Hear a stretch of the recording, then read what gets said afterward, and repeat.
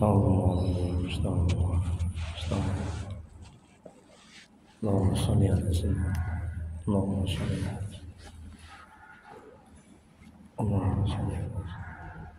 Bismillahirrahmanirrahim. Assalamualaikum warahmatullahi wabarakatuh. Alhamdulillahirabbil alamin wa bihi nasta'in ala umuri dunya wad din. Asyhadu an la ilaha illallah wahdahu la syarika lah wa asyhadu anna Muhammadan abduhu wa rasuluh. Allahumma shalli wa sallim wa barik ala sayyidina Muhammad abdika wa rasulika nabiyil ummi wa ala alihi wa sahbihi ajma'in. Rabbi shrah li sadri wa yassir li amri wahlul min lisani yafqahu qawli. Rabbana zidna ilma warzuqna fahma waj'alna minas sholihin. Ya Allah, ya Rabb, ya Maha Pengasih lagi Maha Penyayang. Ampuni ya Allah dosa kedua orang tua kami. Ampuni ya Rabb dosa kami ya Allah. Ampuni dosa kaum muslimin dan muslimat ala yamin wa rahmat. Ya Allah, mudahkan kami mencari ilmu, mudahkan kami mempelajari ilmu, mudahkan kami ya Allah memahami ilmu dan mengamalkannya ya Allah. Ya Allah, berkahi majelis ini, berkahi rumah kami ya Allah. Amin ya rabbal alamin. Mari kita mulai kajian manajemen qalbu, manajemen hati, kitab Al-Hikam karangan Syekh Al-Imam Ibnu Athaillah Sakandari. Semoga Allah merahmati dan meridai dengan membacakan kitab. Adapun pahalanya kita hadiahkan kepada Muhammad SAW dan sahabat-sahabatnya, kemudian untuk para tabi'in, untuk guru-guru kita, kedua orang tua kita, serta untuk Syekh Al-Imam Ibnu Athaillah Sakandari dan untuk kaum muslimin dan muslimat pada umumnya. Al-Fatihah. A'udzu billahi minasy syaithanir rajim. Bismillahirrahmanirrahim. Alhamdulillahi rabbil alamin. Ar-Rahmanir Rahim. Maliki yaumiddin. Iyyaka na'budu wa iyyaka nasta'in. Ihdinas siratal mustaqim. Siratal ladzina an'amta 'alaihim ghairil maghdubi 'alaihim waladdallin. Amin. Ilahi anta maqsudi wa ridhaka matlubi ya Allah. Kalau yang kami tuju, ridhamu yang kami cari. Amin.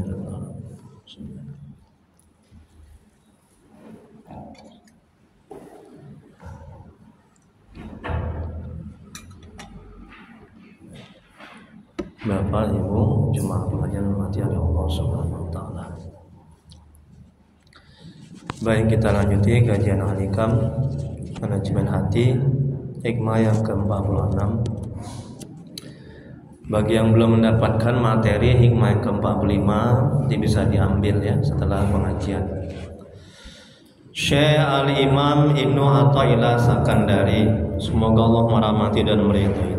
Beliau mengatakan dalam kitab Al-Hikam, kalam hikmahnya yang ke-46. Mengherankan sekali orang yang melarikan diri dari sesuatu yang tidak terpisah darinya dan mencari sesuatu yang tidak kekal baginya.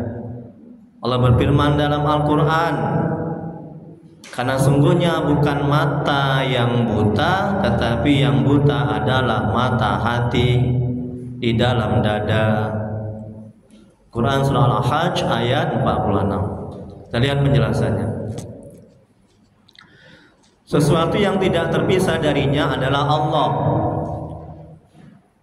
Qada dan qadar Allah, ketentuan Allah, takdir Allah, itu nggak bisa terpisah. Dan sesuatu yang tidak kekal baginya adalah dunia. Betul Bu? Betul kan? Dunia. Dunia ini fana, hancur, nggak kekal. Bakalan kita tinggalkan ini dunia ini. Ya Pak Haji ya.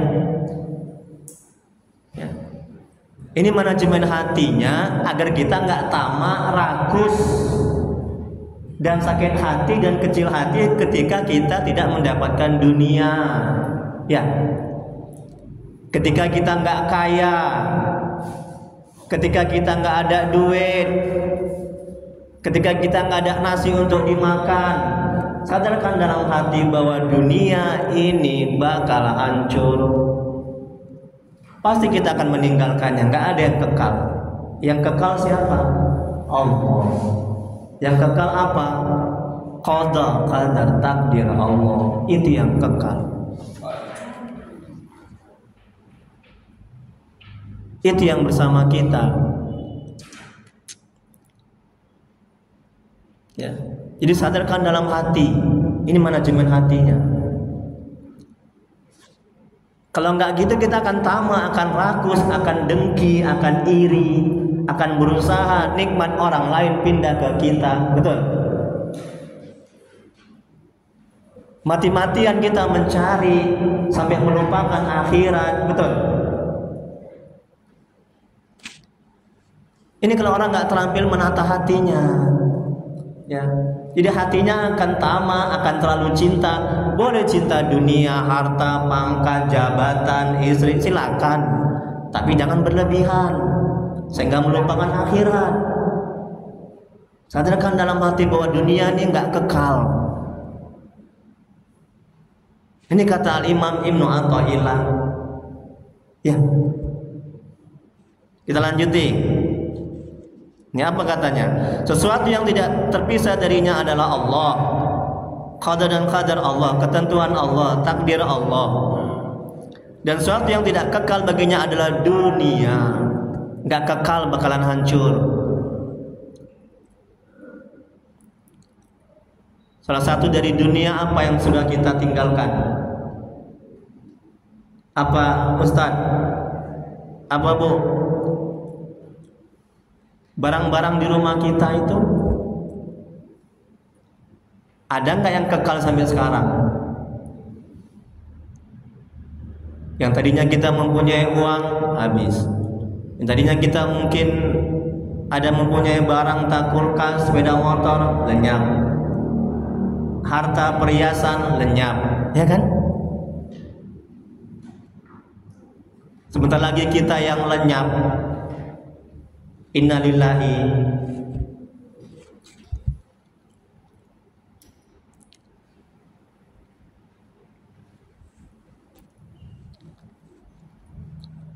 dunia atau sesuatu yang diatur dan disediakan oleh nafsu. Firman Allah dalam Al-Quran Surat Al-Hadid ayat 20. Apa kata Allah? Ketahuilah bahwa sungguhnya kehidupan dunia itu hanyalah permainan dan sesuatu yang melalaikan. Tengok ini kata Allah, permainan dunia.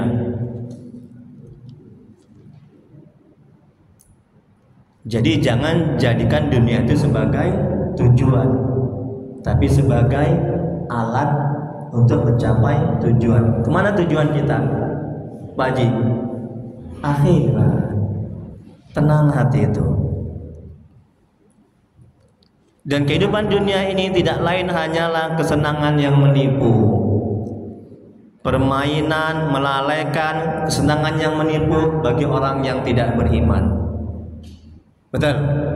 Bagi orang yang beriman, ya, dunia adalah bekal, persinggahan, betul? Untuk mencapai menuju akhirat. Kemudian firman Allah dalam Al-Quran, hai orang-orang yang beriman, janganlah hartamu dan anak-anakmu melalaikan kamu dari mengingat Allah. Ini perintah Allah. Barang siapa yang berbuat demikian, maka mereka itulah orang-orang yang merugi. Quran Surah Al-Munafikun ayat 9. Kemudian Abu Hurairah, semoga Allah merahmati dan meridhoinya, menuturkan bahwa ia mendengar Rasulullah SAW bersabda, ketahuilah, dunia itu terlaknat dan terlaknat pula seluruh yang ada di dunia ini. Tengok, dunia itu terlaknat dan terlaknat pula yang seluruh ada di dunia ini, kecuali zikir kepada Allah dan apa yang mengikutinya, serta seorang ulama atau pelajar. Hadis riwayat Tirmidzi. Semoga Allah merahmati. Ini kata Nabi, dunia itu terlaknat kecuali orang-orang ya, yang berzikir, yang beribadah, yang sholat, yang mempersiapkan bekalnya untuk akhirat.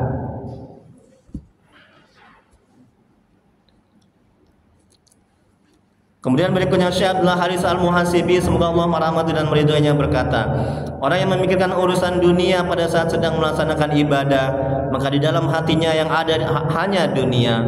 Dan orang yang penuh ketakutan pada saat melaksanakan ibadah, pasti hatinya akan takut pula kepada Allah.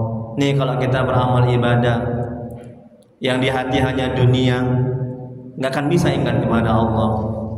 Makanya Bu, agar kita bisa khusyuk dalam beramal ibadah, ya, ini orang sampai berjuta-juta latihan sholat khusyuk, betul, di hotel-hotel 3 juta, 4 juta, 5 juta pelatihan sholat khusyuk, ya kan?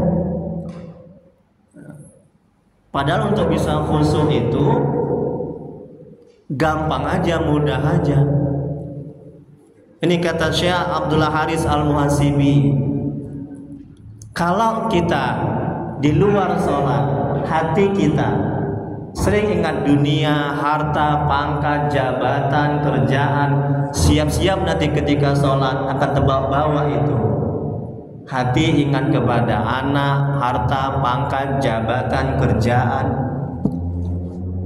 Sebaliknya, kalau kita di luar sholat, ya, banyak kita zikir, banyak baca Quran, banyak beramal ibadah, ketika sholat akan terbawa-bawa, hati kita hanya ingat Allah. Itu syaratnya, itu caranya. Paham Bu? Paham Bu? Makanya untuk bisa khusyuk, perbanyak zikir, ingat kepada Allah. Subhanallah, subhanallah, subhanallah, la ilaha illallah, la ilaha illallah, Allah, Allah, Allah. Terserah sekali. Ini kata Abdullah Haris Al-Muhasibi. Ya. Kemudian dalam khabar Nabi Daud berkata bahwa Allah berfirman, tidak pantas para kekasihku merasa bingung dengan urusan dunia. Sungguhnya kebingungan pada dunia dapat menghilangkan manisnya bermunajat kepadaku dari hati mereka. Ini kalau kita ingin mau merasakan, mau mendapatkan nikmatnya, manisnya zikir, manisnya cari ilmu agama, manisnya ibadah, lezatnya taat, lezatnya tahajud, ya, lezatnya nikmatnya berzikir, syaratnya hati jangan cinta kepada dunia yang berlebihan. Kalau kita hati ini masih terlalu cinta, terlalu ingat kepada dunia beserta isinya. Apa isi dunia itu? Istri, anak, pangkat, jabatan, suami. Terlalu di hati ini, ya, jangan harap akan mendapatkan kenikmatan, kelezatan, manisnya dalam ibadah, manisnya dalam majelis taklim, manisnya, lezatnya dalam berzikir. Ibu, bapak pernah nggak ketika ibadah sampai senyum begini, saking nikmatnya, lezatnya? Pernah mendapatkan hal seperti itu? Pernah mendapatkan? Pernah Bu? Kalau belum pernah, perbanyak kita bertobat. Itu tanda kita belum mendapatkan manisnya, nikmatnya dalam ibadah. Tapi kalau di hati ini udah keluar semua cinta kepada dunia beserta isinya, hati ini lebih banyak ingat kepada Allah, ya, akan mendapatkan nikmatnya, lezatnya ketika sholat. Bismillah, senyum, nikmat, lezat, tenang, damai. Dizolimi, disakiti, senyum. Ibu kalau misalnya dihina, pernah nggak senyum? Kalau uang belanja kurang, ibu senyum nggak? Kalau belum senyum berarti belum lulus ibu manajemen hatinya nih Alika. Ya. Uang belanja kurang, dihina, dicaci, dijauhkan, senyum. Itu tanda hati ini sudah mulai bersih dan sudah mulai dekat dan mengenal Allah. Kemudian berikutnya, wahai Daud, yang aku Allah inginkan dari para kekasihku adalah mereka menjadi kaum rohani, tidak bingung dengan urusan dunia. Orang yang merasa bingung, stres dengan rezeki, dengan gaji, dengan harta, pangkat, jabatan, itulah dunia, dia tidak akan merasakan nikmatnya taat. Dia tidak akan merasakan nikmatnya, lezatnya ibadah dan zikir. Ya. Dia akan berat untuk beramal ibadah. Orang yang masih bingung, masih belum yakin, Allah jamin enggak ya rezeki? Allah kaya enggak ya? Allah bantu enggak ya? Ragu dia. Kata guru tasawuf kami,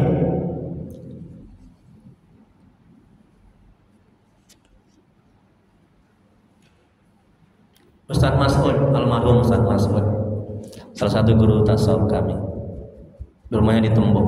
Semoga Allah merahmati dan meridhoinya. Guru tasawuf, guru tauhid, guru fikih. Apa katanya? Ini botol kalau penuh bisa enggak? Ini perumpamaan untuk mendekati paham. Ini masalah keimanan, keyakinan. Ya, berkenaan dengan kaji kita. Guru kami mengatakan, itu ngajinya di tempat Profesor Aslim Siotang Darussalam, sama di masjid apa itu? Darussalam masjid Takarub, pinter Pak Haji. Masjid Takarub ngajinya. Apa katanya? Bu, Pak, botol ini kalau penuh bisa nggak digoyang? Ini kata almarhum Ustaz Mas'ud. Bisa nggak digoyang? Nggak bisa. Ini kenapa bisa digoyang? Karena nggak penuh. Nah, iman, keyakinan yang ada dalam hati di sini, ya, itu nggak akan goyang. Kalau dia mentok full yakin, ya, Allah Maha menjamin, Allah Maha kaya. Allah enggak tidur, Allah Maha melihat, Allah Maha mentakdirkan, menggerakkan, Allah Maha mengurus hambanya. Yang gosakan kita yang taat, yang ibadah. Orang kafir aja dikasih makan, betul? Tapi karena itu tadi, kalau dia penuh, kalau dia yakin, bulat. Bagaimana agar iman, keyakinan itu penuh, full? Bersihkan hati, banyak berzikir, banyak taat ibadah kepada Allah. Makanya Allah berikan keyakinan, keiman di hati. Hati.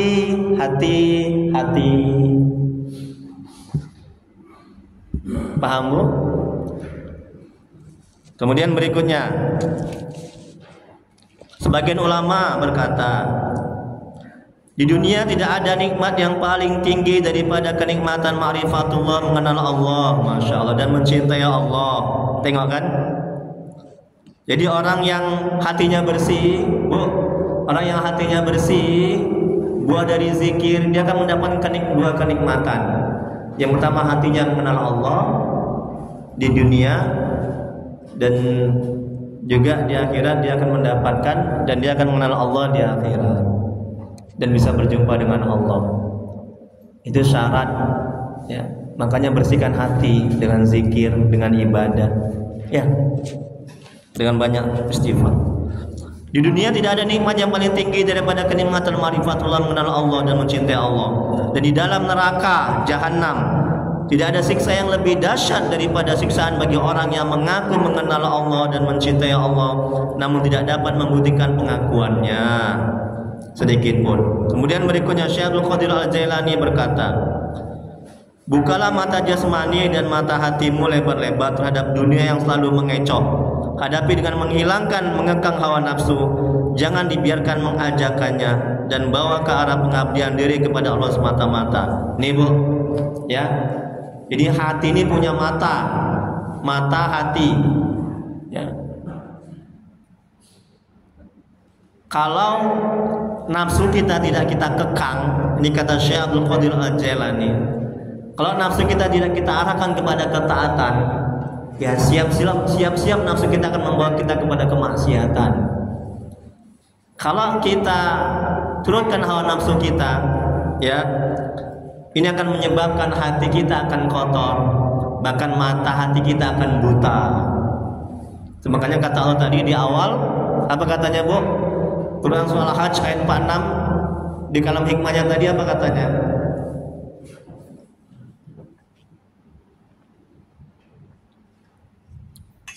Apa katanya? Karena di hikmah yang di atas, karena sesungguhnya bukan mata yang buta, bukan mata ini yang buta. Ini kata Allah, bukan mata yang zahir ini yang buta, ya. Tapi yang buta adalah mata hati. Mata hati ini lebih tajam, ya, daripada mata panca indera. Mata hati kita, mata hati itu bisa melihat hal-hal yang gaib. Pak Haji, nanti kalau pulang jangan lewat Berayan ya. Nah, mata hati saya menerawang melihat di sana ada kecelakaan. Pak Haji nggak akan bisa lewat. Mata hati. Ada sahabat Nabi, siapa namanya itu, yang mengatur peperangan dari kejauhan. Siapa? Masih ingat? Ya, mengatur peperangan dari kejauhan, sahabat Nabi. Mata hatinya tembus. Siapa Bu? Sahabat Nabi yang ketika dia berkhutbah itu kan, naik mimbar.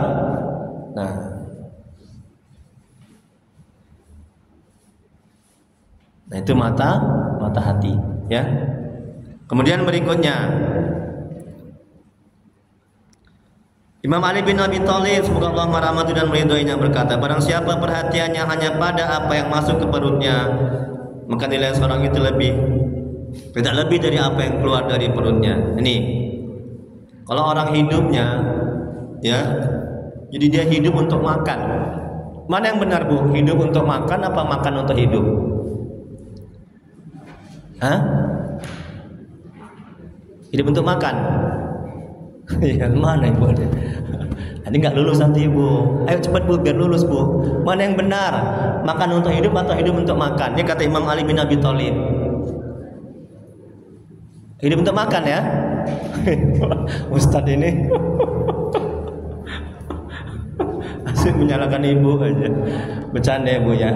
Ya, makan untuk hidup. Kalau orang hidupnya hanya untuk makan, sama dengan kerbau. Ini sama dengan yang ada dalam perut kita, yang keluar itu. Maaf ya Bu ya. Nah, inilah kata Imam Ali bin Abi Thalib. Ya. Jadi kalau orang hidupnya nggak ada ibadah, nggak ada sholat, ya, nggak ada cari ilmu agama, ya Pak Haji, ya samalah dengan hewan itu, ya samalah dengan yang ada dalam perut kita ini. Makanya agar ini Bu, manajemen hatinya Bu juga bisa diterapkan agar kita tidak terlalu, kan ada orang yang, maaf ini ya, ada yang suami yang lincah lagi, ya kan, istri yang lincah lagi, artinya suka, maaf nih ya, nah suka main perempuan apa segala macam, na'udzubillah. Nah manajemen hatinya, coba sadarkan dalam hati kemana-mana dia bawa kotoran, betul nggak? Betul kan? Kemana-mana bawa kotoran dalam perut. Nah itu manajemen hatinya. Agar apa? Agar dia tidak selingkuh. Karena banyak nggak orang selingkuh Bu? Banyak kan Bu? Nah gitu manajemen hatinya. Salah satu cara. Kemana-mana bawa kotoran. Nah, ini kata Imam Ali bin Abi Thalib. Orang yang hidup di dunia hanya perhatiannya kepada dunia aja, tidak kepada akhirat. Berarti sama halnya dia dengan yang keluar dari perutnya. Nah, itulah dia kotoran, nggak ada nilainya. Berikutnya halaman 2. Jangan seperti itu hidup ya. Luqman Al-Hakim, semoga Allah merahmati dan meridhoinya. Wahai anakku, sungguhnya dunia merupakan lautan yang dalam, di mana banyak umat manusia yang tenggelam di dalamnya. Oleh karena itu, jadikan perahumu untuk mengarunginya berupa takwa kepada Allah. Tengok itu. Ya, ini syarat agar kita selamat dunia dan akhirat, takwa. Apa takwa? Apa Pak Haji takwa? Bu, menjalankan perintah Allah, meninggalkan larangan Allah.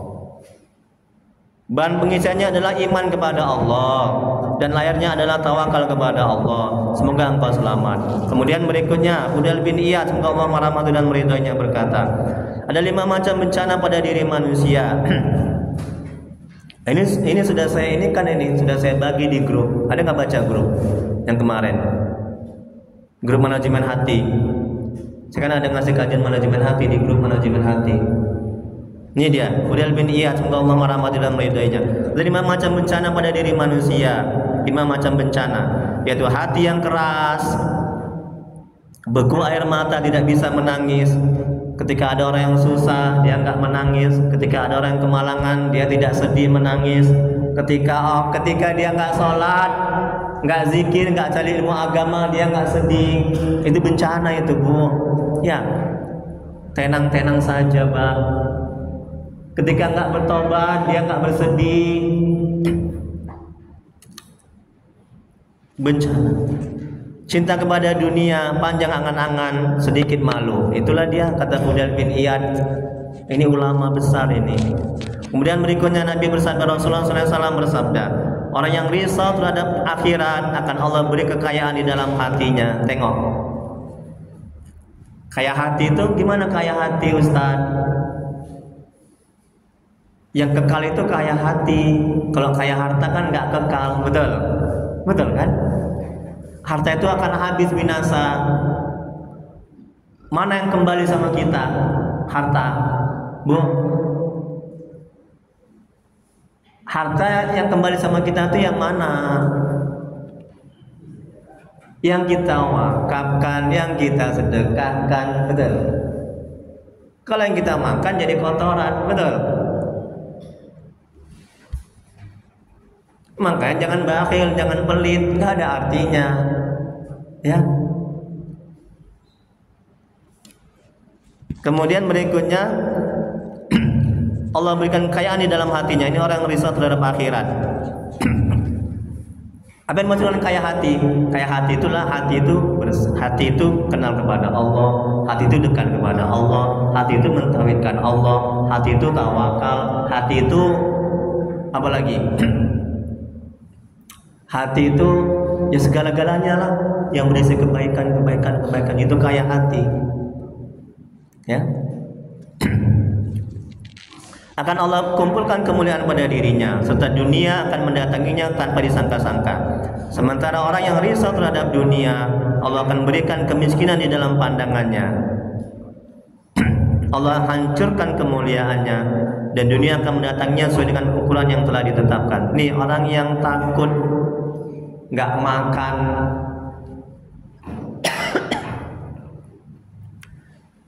takut apalagi, takut nggak makan, takut miskin, takut dan segala macam takut yang berkenaan dengan dunia itu nggak baik, ya. Di waktu petang ia merasa fakir dan di waktu pagi juga demikian. Tidaklah seorang hamba mendatangi Allah disertai hatinya kecuali dia akan membuat kaum mukmin mengasihi dan menyayanginya.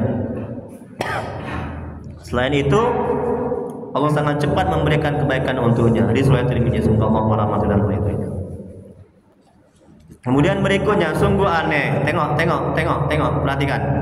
Sungguh aneh jika seorang hamba lari dari Tuhannya dan mencari sesuatu yang selain Allah, padahal Allah tidak pernah terpisah darinya dan tidak punya tempat lari darinya.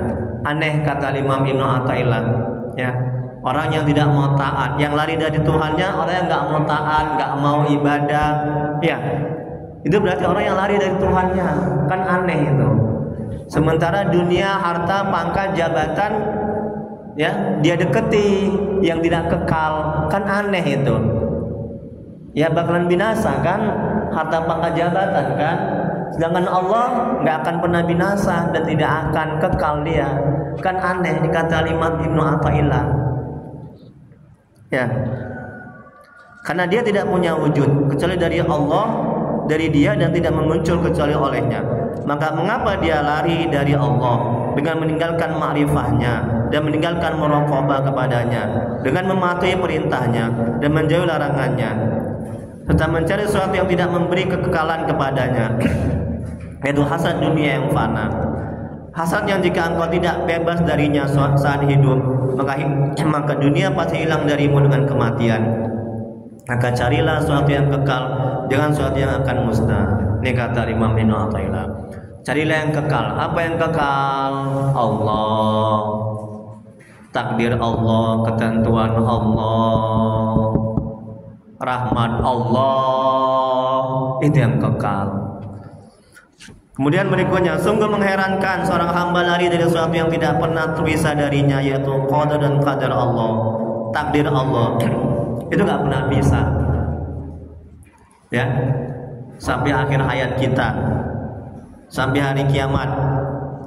Dan mencari sesuatu yang tidak memberi kekekalan kepadanya, yaitu hasad, rencana dan pilihannya, itu bakalan hancur.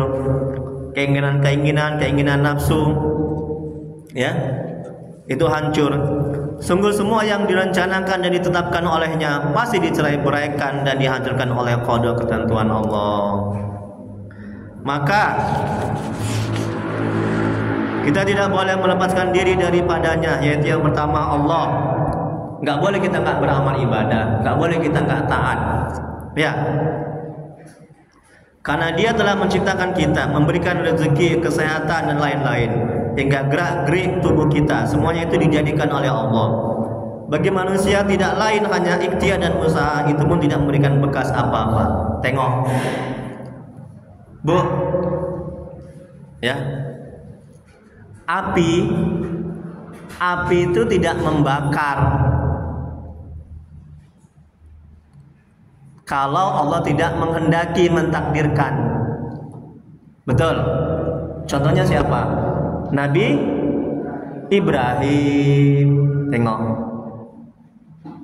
nasi tidak mengenyangkan kalau Allah tidak membuat kita kenyang. Betul. Makanya kalau makan di manajemen hatinya, agar kita bisa bersyukur dan semakin dekat dan bisa dekat dan mengenal Allah, setelah makan ucapkan alhamdulillah. Agar hati, akal, pikiran kita sadar bahwa yang membuat kenyang itu bukan nasi. Ada orang banyak makan berpiring-piring, bernasi-nasi, banyak piring, tapi jiwanya, hatinya masih merasa lapar. Ada kan? Ya, ini ya. Jadi kita disuruh usaha.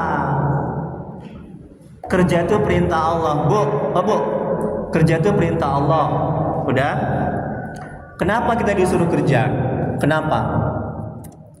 Kan banyak orang gak kerja dikasih makan sama Allah. Betul?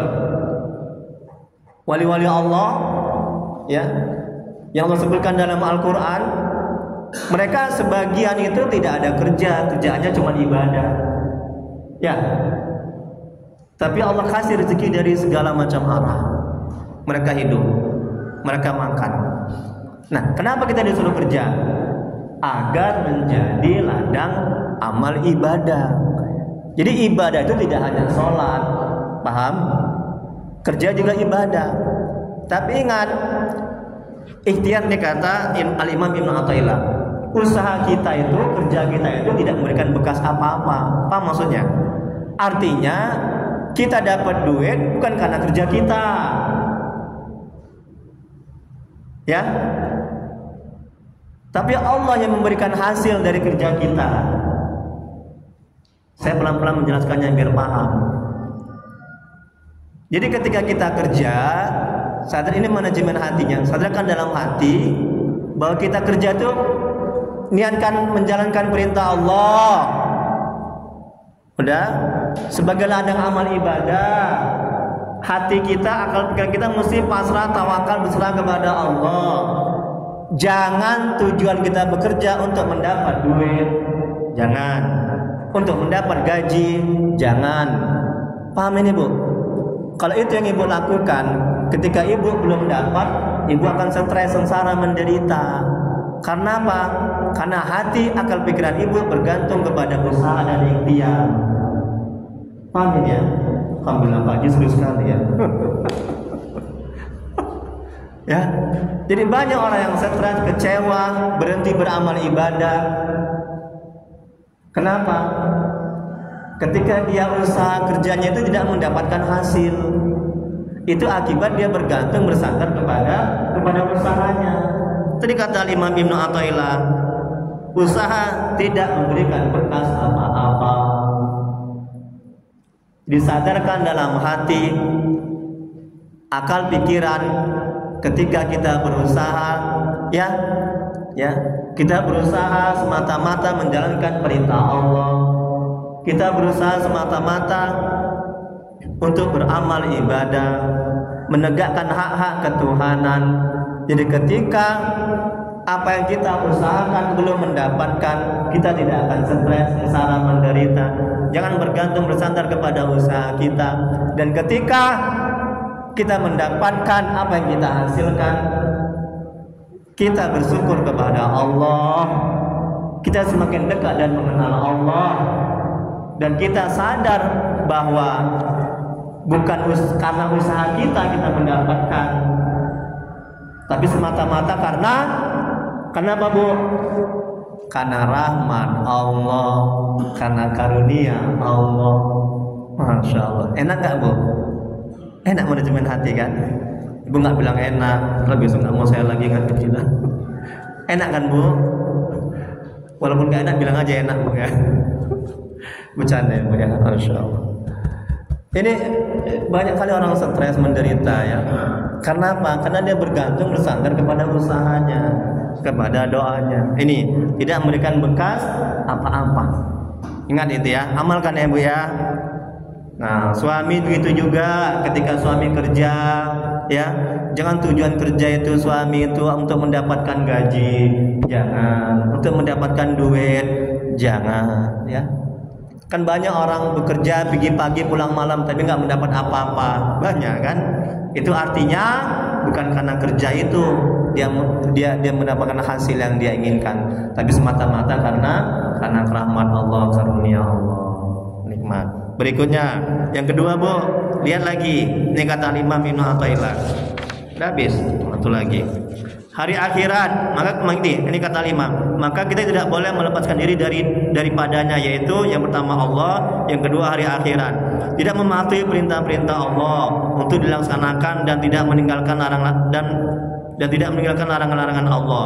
Berarti kita ingin menjauhkan diri daripada Allah. Bahkan mungkin kita menginginkan lari daripada Allah. Padahal di samping segala nikmat dan kebaikan Allah dan segala karunia-Nya, terus saja setiap detik dan saat Dia anugerahkannya kepada kita. Nah, ini hari akhirat. Ya, itu nggak akan bisa lepas sama kita, ya. Nah, kemudian perintah-perintah Allah juga begitu. Yang terakhir, yang ketiga, lihat Bu. Alangkah aneh orang, ini kata Imam Ibnu Athaillah Sakandari. Alangkah aneh orang yang menjauhkan diri dari Allah dan hari akhirat. Aneh kan? Kalau itu kekal itu. Allah kekal, nggak akan bisa pisah sama kita. Akhirat juga begitu. Kalau dunia kan binasa, hancur, ya. Karena yang pertama, ditinggalkannya sesuatu yang penting baginya dan didahulukannya sesuatu yang tidak menguntungkannya buat selama-lamanya. Yang kedua, dia berpaling dari Allah dengan sebab sibuknya berusaha mencari sesuatu yang pada hakikatnya tidak ada. Sebab ia tidak kekal dan tidak abadi. Sedangkan amal soleh manfaatnya adalah abadi buat selama-lamanya. Tengok kan? Amal soleh, amal ibadah itu kan kekal itu. Nah, sedangkan harta, pangkat, jabatan, pecel, jengkol itu kan enggak, itu enggak kekal. Ya, ibu makan Kentucky Fried Chicken, wah, Pizza Hut, udah. Satu lagi ibu makan singkong. Di mana beda terasanya, Bu? Kan di tenggorokan, betul. Inilah kenikmatan dunia. Nah, kalau udah keluar, mana yang lebih bau? Artinya jangan silolah kepada harta, pangkat, jabatan dunia ini, ya. Nah, sekali lagi kalau kita punya barang baru, barang mewah, nah orang yang barusan menikah, berapa harilah kenikmatannya, betul? Berapa harilah lezatnya, betul? Nah, seminggu, 2 minggu, setelah itu udah biasa aja. Nomor 3, dia tidak mengindahkan sesuatu yang ia perlukan karena mengerjakan sesuatu yang tidak perlu. Waktunya dihabiskan untuk hal-hal yang tidak penting.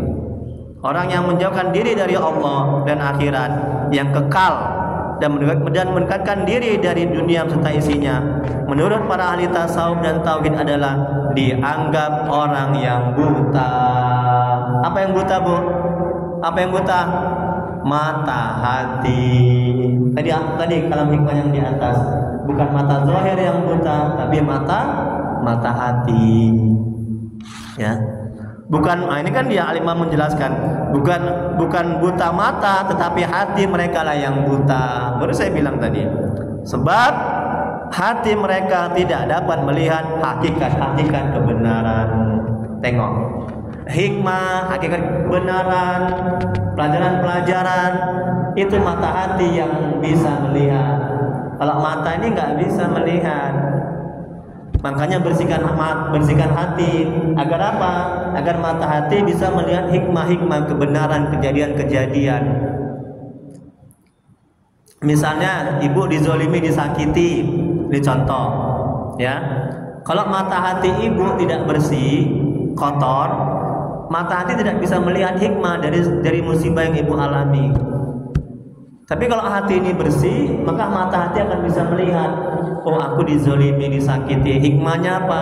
Aku semakin dekat dan mengenal Allah. Aku semakin rajin doa, semakin rajin sedekah. Nah, begitu dia. Mata hati bisa membaca. Ya.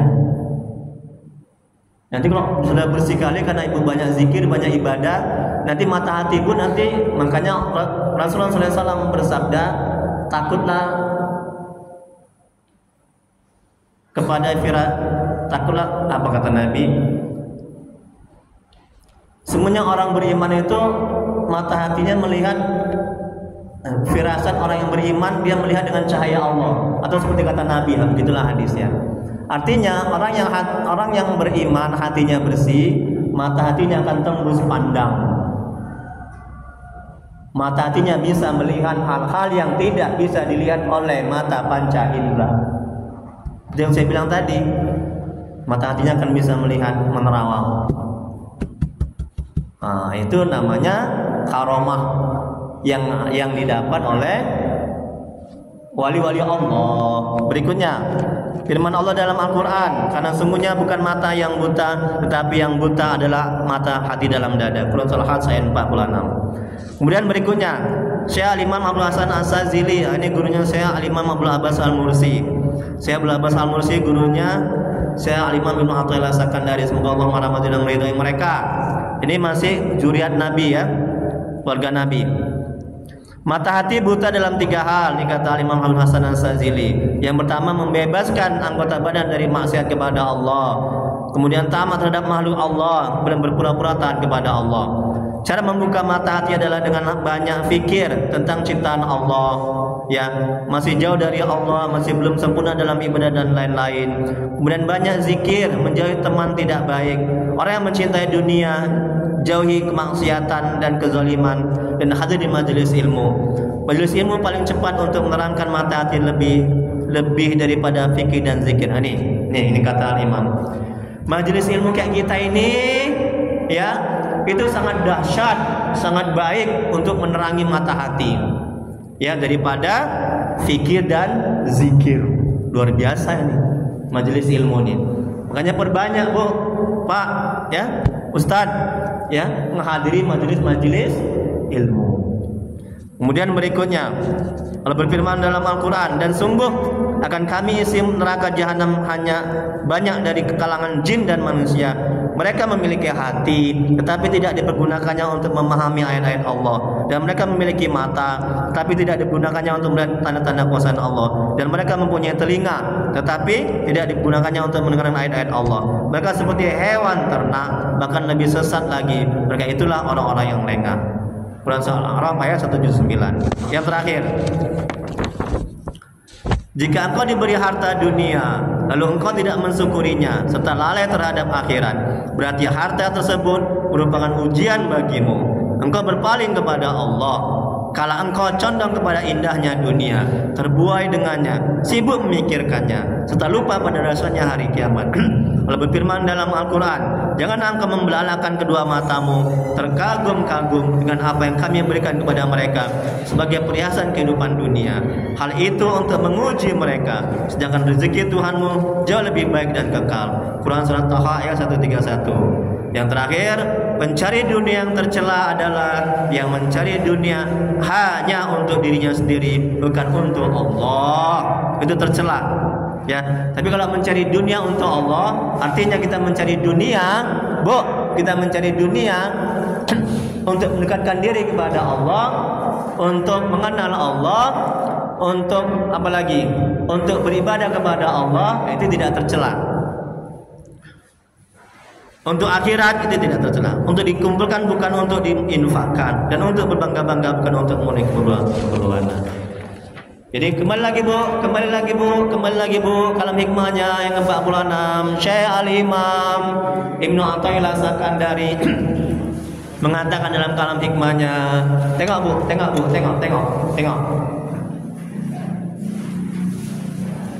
Tengok apa kata Al-Imam. Mengherankan sekali, heran Al-Imam Ibnu Athaillah. Kok gitu ya manusia ya? Heran dia. Ibu heran nggak Bu? Heran kan Bu? Heran kan? Heran nggak Bu? Heran. Apa yang heran Ustaz? Apa yang heran? Ini kata Al-Imam, mengherankan sekali orang yang melarikan diri dari sesuatu yang tidak terpisah darinya. Apa yang nggak terpisah Bu? Nah ini ujian ini. Kalau ibu nggak usah jawab, nggak naik kelas, saya nanti nggak mau datang lagi. Oh Ustaz ini ngancam ya. Bercanda Ibu ya.